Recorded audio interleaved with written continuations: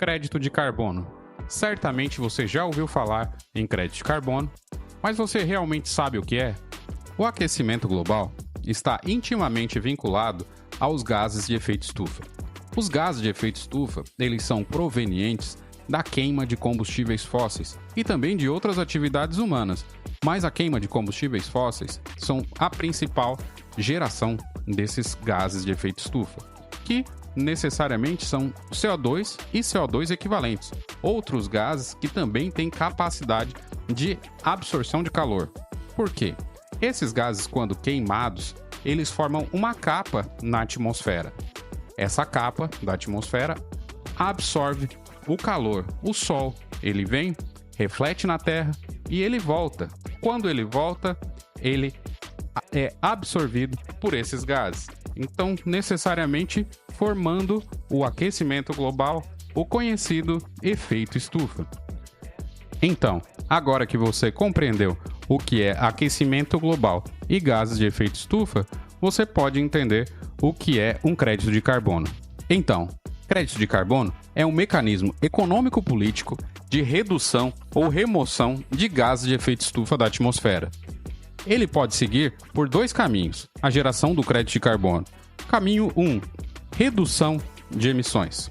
Caminho 2, remoção de CO2 da atmosfera. Vamos dar dois exemplos aqui para simplificar. Exemplo de um carro elétrico, hoje cada vez mais comum na nossa sociedade. Carro elétrico que utiliza energia solar, por exemplo, ele tem uma pegada de carbono muito menor do que um carro a combustão, um carro a gasolina. Então, calcula-se a diferença das emissões de um carro elétrico para as emissões de um carro a gasolina. Essa diferença de emissão, quando atingida 1 tonelada de CO2, existe direito a um crédito de carbono. Agora vamos para o modelo de remoção.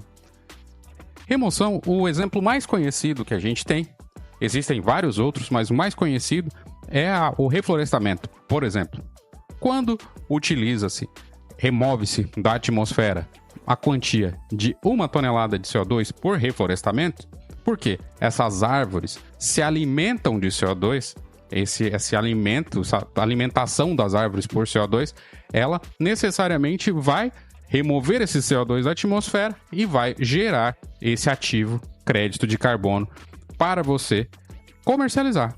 Então, a partir da geração desse crédito de carbono, que existem várias etapas para a geração desse crédito de carbono, que a gente vai explicar em outros vídeos, você tem capacidade de transformar isso em um ativo financeiro. Então, você contribuiu para a atmosfera, então contribuiu para o meio ambiente, contribuiu para o mundo, você tem condição de gerar um crédito de carbono e transformar isso em receita, dinheiro, né? Que é o que movimenta o mundo. Quer saber mais sobre o mercado de carbono e transição energética?